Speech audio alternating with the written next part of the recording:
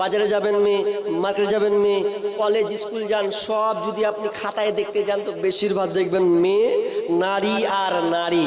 কিয়ামতের আলামত এসে গেছে, তাই তো ঘরের নারী রাস্তায় নেমেছে। কিয়ামতের আলামত এসে গেছে, তাই তো ঘরের নারী রাস্তায় নেমেছে।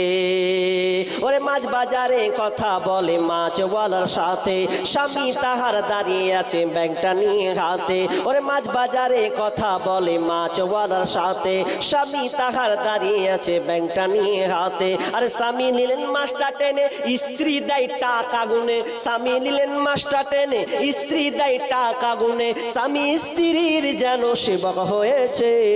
কিয়ামতের আলামত এসে গেছে, তাই তো ঘরের নারী রাস্তায় নেমেছে। কিয়ামতের আলামত এসে গেছে, তাই তো ঘরের নারী রাস্তায় নেমেছে। ওরে হাট বাজারে মার্কেটে যান দেখবে শুধু নারী, কেউ বা আবার সেজে কুজে করছে দোকানদারি। মেয়ের বাজারে বাজারে দেখবেন মেয়েদেরকেও দোকানদার বানায়, বানায় কি বানায় না? না ওর চলবে না। ওরে হাট বাজারে মার্কেটে যান দেখবে শুধু নারী, কেউ বা আবার সেজে কুজে করছে দোকানদারি। আরে সব কিছুতেই আছে নারী, কেউ বা চালায় হোন্ডা গাড়ি। সব কিছুতেই আছে নারী, কেউ বা চালায় হোন্ডা গাড়ি। কেউ আবার অফিস আদালতে চাকরি করতেছে। কিয়ামতের আলামত এসে গেছে, তাই তো ঘরের নারী রাস্তায় নেমেছে। কিয়ামতের আলামত এসে গেছে, তাই তো ঘরের নারী রাস্তায় নেমেছে। ওরে বরখা পরা বরখা চারা হাট বাজারে ঘোরে তারা। ওরে বরখা পরা বরখা চারা হাট বাজারে ঘোরে তারা। কেউ বা আবার বরখা পরে টাই ফিট করে রেখেছে। কিয়ামতের আলামত এসে গেছে, তাই তো ঘরের নারী রাস্তায় নেমেছে। কিয়ামতের আলামত এসে গেছে, তাই তো ঘরের নারী রাস্তায় নেমেছে। ওরে নারী রূপে নারী বসাই কলঙ্কেরই দাগ, কারণ তারা চলতে চাই সমান করে ভাব। ওরে নারী রূপে নারী বসাই কলঙ্কেরই দাগ, কারণ তারা চলতে চাই সমান করে ভাগ। আরে স্বামীর কথা শুনবো না, বদ্ধ ঘরে থাকবো না। ইসলামের কথা শুনবো না, বদ্ধ ঘরে থাকবো না। তাই তো বুবু চলতে গিয়ে ধর্ষিতা হয়েছে। কিয়ামতের আলামত এসে গেছে, তাই তো ঘরের নারী রাস্তায় নেমেছে। কিয়ামতের আলামত এসে গেছে, তাই তো ঘরের নারী রাস্তায় নেমেছে। কিয়ামতের আলামত এসে গেছে, তাই তো ঘরের নারী রাস্তায় নেমেছে। ওরে মাছ বাজারে কথা বলে মাছওয়ালার সাথে, স্বামী তাহার দাঁড়িয়ে আছে ব্যাগটা নিয়ে হাতে। ওরে মাছ বাজারে কথা বলে মাছওয়ালার সাথে, স্বামী তাহার দাঁড়িয়ে আছে ব্যাগটা নিয়ে হাতে। আর স্বামী নিলেন মাছটা টেনে, স্ত্রী দেয় টাকা গুনে। স্বামী নিলেন মাছটা টেনে, স্ত্রী দেয় টাকা গুনে। স্বামী স্ত্রীর যেন সেবক হয়েছে। কিয়ামতের আলামত এসে গেছে, তাই তো ঘরের নারী রাস্তায় নেমেছে। কিয়ামতের আলামত এসে গেছে, তাই তো ঘরের নারী রাস্তায় নেমেছে। ওরে হাট বাজারে মার্কেটে যান দেখবে শুধু নারী, কেউ বা আবার সেজে কুজে করছে দোকানদারি। মেয়ের বাজারে বাজারে দেখবেন মেয়েদেরকেও দোকানদার বানায়, বানায় কি বানায় না? না ওর চলবে না। ওরে হাট বাজারে মার্কেটে যান দেখবে শুধু নারী, কেউ বা আবার সেজে কুজে করছে দোকানদারি। আরে সব কিছুতেই আছে নারী, কেউ বা চালায় হোন্ডা গাড়ি। সব কিছুতেই আছে নারী, কেউ বা চালায় হোন্ডা গাড়ি। কেউ আবার অফিস আদালতে চাকরি করতেছে। কিয়ামতের আলামত এসে গেছে, তাই তো ঘরের নারী রাস্তায় নেমেছে। কিয়ামতের আলামত এসে গেছে, তাই তো ঘরের নারী রাস্তায় নেমেছে। ওরে বরখা পরা বরখা চারা হাট বাজারে ঘোরে তারা। ওরে বরখা পরা বরখা চারা হাট বাজারে ঘোরে তারা। কেউ বা আবার বরখা পরে টাই ফিট করে রেখেছে। কিয়ামতের আলামত এসে গেছে, তাই তো ঘরের নারী রাস্তায় নেমেছে। কিয়ামতের আলামত এসে গেছে, তাই তো ঘরের নারী রাস্তায় নেমেছে। নেমেছে। ওরে নারী রূপে নারী বসাই কলঙ্কেরই দাগ, কারণ তারা চলতে চায় সমান করে ভাব। ওরে নারী রূপে নারী বসাই কলঙ্কেরই দাগ, কারণ তারা চলতে চায় সমান করে ভাগ। আরে স্বামীর কথা শুনবো না, বদ্ধ ঘরে থাকবো না, ইসলামের কথা শুনবো না, বদ্ধ ঘরে থাকবো না, তাই তো বুবু চলতে গিয়ে ধর্ষিতা হয়েছে। কিয়ামতের আলামত এসে গেছে, তাই তো ঘরের নারী রাস্তায় নেমেছে। কিয়ামতের আলামত এসে গেছে, তাই তো ঘরের নারী রাস্তায় নেমেছে। আজকে বর্তমান সভ্যতা এমন হয়ে গেছে, যত কাপড় গোছাতে পারবে, যত কাপড় ছোট করতে পারবে, তত সভ্যতা তত ভালো। হ্যাঁ জি, যত কাপড় গোছাবে তত যদি সভ্যতা হওয়ার থেকে কুকুর অনেক ভালো। যদি সভ্যতা এটাই শিখায় যে কাপড়কে ছোট করতে হবে স্কুল কলেজে চাকরিতে, তাহলে আমি বলি কুকুর তার চেয়ে অনেক ভালো।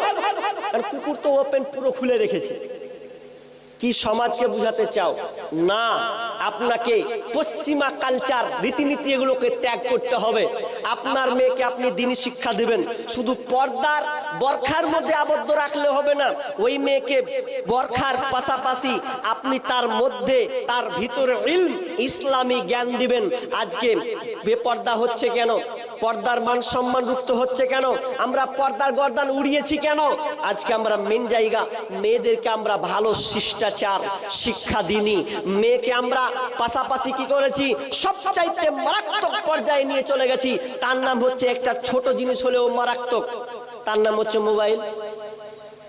এ ছোট মেশিন হতে পারে কিন্তু খাতারনাক। একজন রাইটার গত বছর একটা ফেসবুকে পোস্ট করেছিলেন, স্ক্রিনশট মনে হয় এখন আমার কাছে করা আছে। তিনি বলছেন, কোনো গার্জেন, কোনো বাপ মা যদি একটা মেয়েকে, প্রাপ্তবয়স্কা মেয়েকে যদি একটা মোবাইল দেওয়া হয়, তাহলে জেনে নিতে হবে ওই বাপ মা মেয়ের জন্য পরপুরুষের জায়গা করে দিল।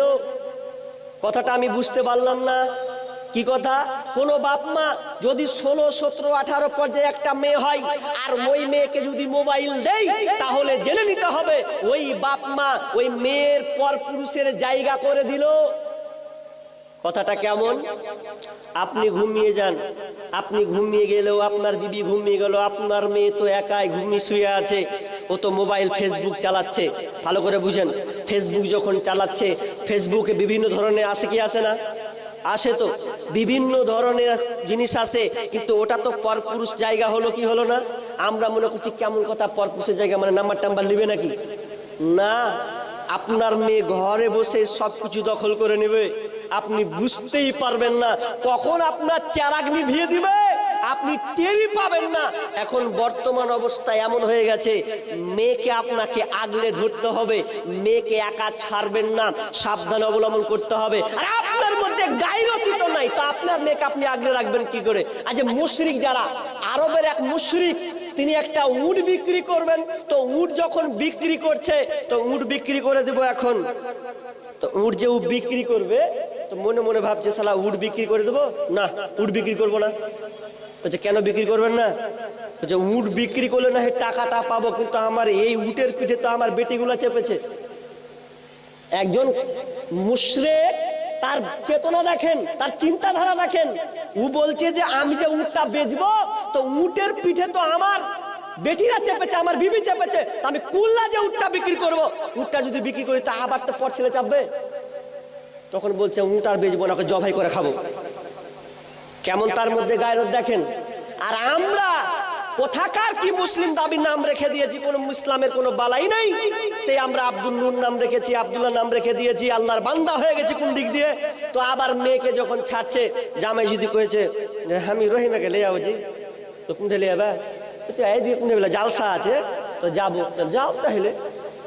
হাজি, জামাইয়ের পেছনে আপনি ছেড়ে দিলেন আপনার মেয়েকে, একটা তো দিয়েছেন আপনি, তো আর একটা চাইছে, তো বলছে নিয়ে যাও।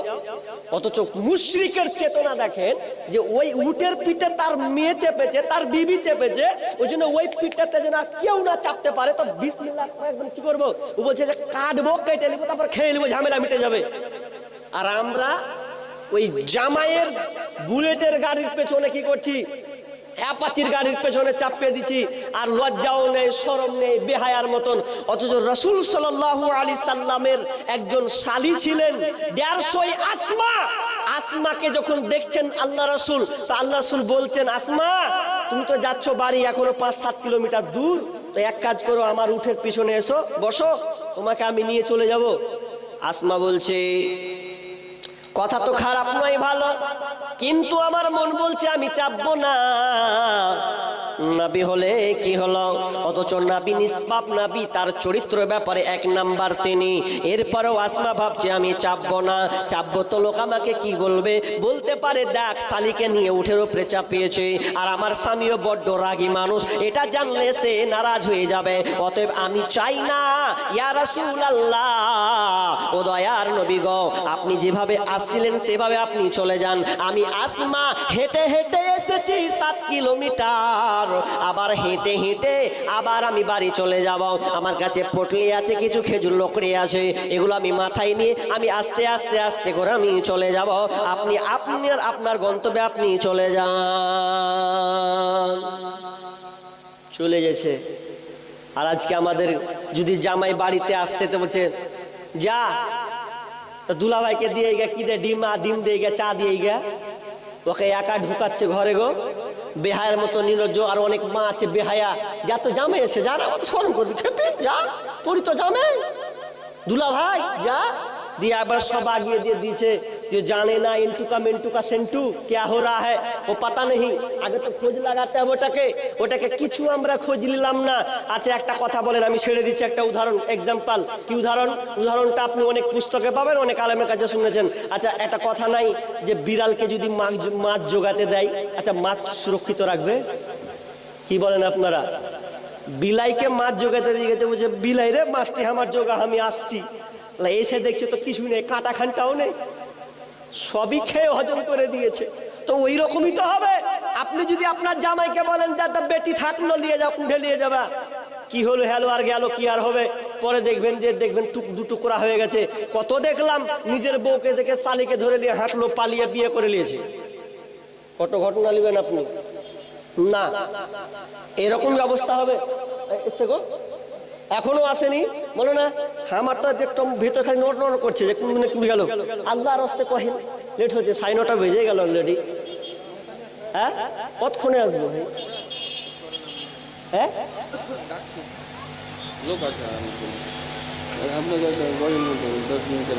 আরে সুবহানাল্লাহ, আমি গাজাল বলবো বকতালে আছেন না জি, সুবহানাল্লাহ। 9:30 বেজে গেল, আমি খাবো না এখান থেকে। ভাই ড্রাইভার কই, তুমি গাড়িটাকে ভাই রেডি করো ওইদিকে, আমি চাপবো, সংসদ যাবো তাড়াতাড়ি, টাইম নেই ভাই। 10 আমাকে বলেছে বলো না, এই যে বলো না, দিয়ে দেখেন আমাকে ছাড়েন, আমি গাড়ি পরে রিকোয়েস্ট করেছে, তো গাড়িটা বলে আমি ছেড়ে দিই, আপনি একটু কিছু বলেন স্যার ইঙ্গিতে ছেড়ে দিয়ে। পুরো আবদারটা রেখেছে, যখন বলে দিই 10 মিনিটের আবেগ মাগো 5 মিনিটের মন, কে তুমি মা দেখতে দিলা না এই পৃথিবীর মুখ। 10 মিনিটের আবেগ মাগো 5 মিনিটের মন, কে তুমি মা দেখতে দিলা না এই পৃথিবীর মুখ।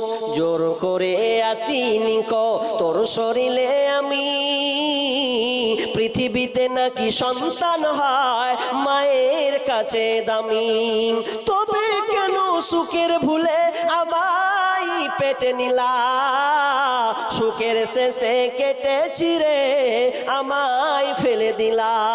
একদিন তুমি আমার কাছে, একদিন তুমি আমার কাছে আসবে ঠিকই মাগো, কি বলবে আল্লাহর কাছে জমা করে রাখো। আমি তো বেঁচে গেছি, আমি তো বেঁচে গেছি, বেঁচে গেল মান, নইলে লোকে বলতো মোরে অবৈধ সন্তান। একটু অবৈধ সুখ পেতে মা, একটু অবৈধ সুখ পেতে মা আমায় পেটে নিলে, কলঙ্কের ভয়ে তুমি আমায় ছড়ে ফেলে দিলে। তোমার মাও করতো যদি, তোমার মাও করতো যদি তোমার সাথে এমন, বুঝতে মাগো সেদিন তুমি মৃত্যুর যন্ত্রণা কেমন। মাশাআল্লাহ। আমার আলোচনা আজকে পর্দার ব্যাপারে ছিল। উভয় পুরুষ এবং মহিলা সকলকে পর্দার মেনটেন করে আমাদের চলতে হবে। মা বোন, আপনি সুযোগকে হারায়েন না, আপনি সুযোগ নেন। পর্দার কোনো আপনার কিনা নফল এটা জিনিস নয় যে আপনি কাজা করে নেবেন। 20 বছর পর 25 বছর পর যদি আপনি পর্দা করেন, 30 বছর পর যদি আপনি পর্দা করেন, তাহলে 25 বছরের জিন্দেগিটা যে পরপুরুষ তোমাকে দেখেছে ওর সামনে যদি কোনোদিন যাও তখন বলবে, আরে তুই এরকম ছিলি, তোর গঠন এরকম ছিল, এই সেই ছিল। নামাজ কাজা আপনি আদায় করতে পারবেন, রোজা আপনি ছেড়েছেন পরে আদায় করতে পারবেন, দান আজকে না করলে কালকে করতে পারবেন, কিন্তু পর্দার কোনো কাজা নাই। এটা কাজার কোনো বিষয় নয় যে না 20 বছর পর পরে করে নিব, মোকাম্মাল হয়ে যাবে না। যার সামনে একবার তুমি তোমার সৌন্দর্যকে বহিঃপ্রকাশ করেছো, তার সামনে 20 বছর পর যদি আপনি যাও, তাও বউ বলে দিবে তোর তো গঠন এইরকম ছিল। অতএব আমরা এগুলো থেকে না থেকে আমরা পশ্চিমা কালচারকে উঠিয়ে দিয়ে ইসলাম রীতিনীতিকে পালন করে মুসলিম ঘরে ঘরে যেন আমরা বোনদের, মেয়েদের, বিবিদের, মাদের যেন আমরা পর্দার মধ্যে রাখতে পারি। আল্লাহ আমাদের সুমতি দান করুন, আমিন। আল্লাহ, যারা একটু আমরা আলোচনা শুনলাম, মালিক তুমি আমাদেরকে আলোচনা শোনার পরে সকলকে আমল করার তৌফিক দান করুন, বলুন আমিন। এ বলে আজকে আমার আলোচনা এখানে সমাপ্ত করছি। আপনারা বসেন। নুরুল ইসলাম রাহিমি, তিনি আরও আমার থেকে দুর্দান্ত আগেকার বক্তা, তিনি পরিচিত মানুষ, আপনাদের সামনে এসে যাবেন। তিনি কোরআন ও হাদিসের আলোকে আপনার সামনে আলোচনা করবেন। ওয়া মা আলাইনা ইল্লাল বালাগ। আসসালামু আলাইকুম ওয়া রাহমাতুল্লাহ। ওয়ালাইকুম আসসালাম ওয়া রাহমাতুল্লাহি ওয়া বারাকাতুহু। শুকরিয়া, অশেষ অশেষ ধন্যবাদ।